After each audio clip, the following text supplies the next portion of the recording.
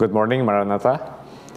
Marilah pada kesempatan hari ini, pada hari Kamis 29 Juni tahun 2023, kita mendengarkan renungan yang bertemakan mendengarlah supaya tidak menyesal.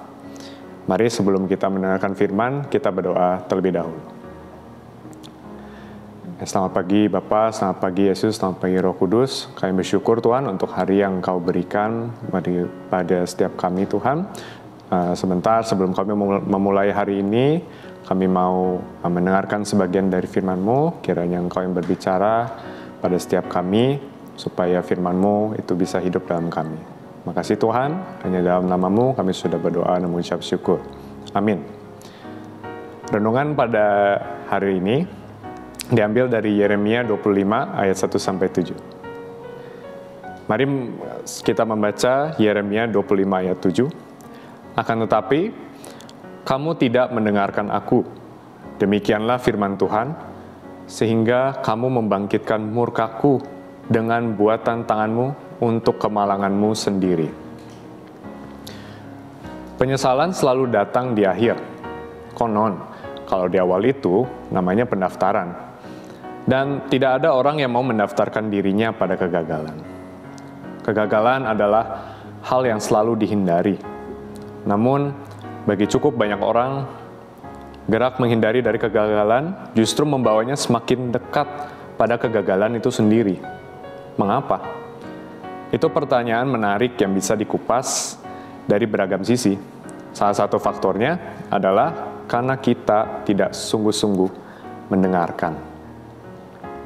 Berita mengenai terbuangnya Israel dan Yehuda ke Babel sudah tersampaikan jauh-jauh hari. Nabi Yeremia sendiri memberitahukan hal itu bagi orang-orang Yehuda bersama para pemimpinnya. Para nabi ini sudah melihat hal tersebut di masa kini, walaupun hal itu baru akan terjadi nanti. Allah sendiri melihat perbuatan Yehuda yang jahat dan menjadi alasan mereka jatuh dan terbuang. Untuk mengantisipasinya, Allah mengutus nabi-nabinya. Dari zaman ke zaman selalu ada juru bicara Allah yang diutus untuk menyampaikan peringatan dan ampunan. Akan tetapi, suara para nabi itu tidak didengarkan dengan sungguh-sungguh. Peringatan itu masuk dari telinga kiri, kemudian keluar telinga kanan. Alhasil, yang tersisa kemudian adalah kemalangan. Sahabat, mendengarkan dengan sungguh-sungguh akan mencegah kita dari penyesalan. Sesal di kemudian sungguh tiada arti. Lebih baik kita mencegah daripada mengobati. Karena itu, ketika kita mendengarkan nasihat, peringatan, renungan, khotbah, dan hal-hal lain yang sifatnya menegur dan mengoreksi kita, jangan abaikan. Dengarkan, renungkan, dan lakukan jika memang hal itu tersebut benar adanya. Mari kita sama-sama belajar untuk jangan melihat siapa yang memberikan nasihat atau teguran kepada kita, tapi hendaknya kita senantiasa bisa mendengarkan dan merenungkan pesannya. Sekian renungan pada hari ini. Mari kita tutup dalam doa. Selamat pagi Bapa, selamat pagi Yesus, selamat pagi Roh Kudus. Kami bersyukur atas firman-Mu Tuhan yang telah mengingatkan kami supaya tetap mendengar Tuhan kepadamu supaya kami tidak menyesal. Kiranya firman Tuhan yang kami sudah dengar ini bisa menjadi rema dalam kehidupan kami dan kami bisa senantiasa menjadi pengikut-Mu dan orang Kristen yang lebih baik lagi Tuhan untuk hari demi harinya Tuhan. Kami berdoa Tuhan untuk setiap keluarga kami Tuhan, kiranya Engkau sendiri Tuhan yang berada dalam keluarga kami sehingga kami bisa memenuhi peran kami entah itu sebagai orang tua ataupun anak dalam keluarga untuk menjalani hari-hari kami juga dengan baik. Berkati juga pekerjaan kami, studi kami, tidak lupa berdoa juga untuk bangsa dan negara kami.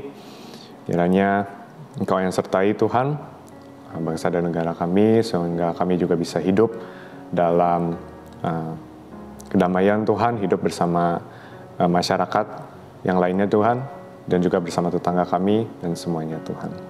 Kau yang sertai Tuhan, hari ini ke dalam tangan-Mu.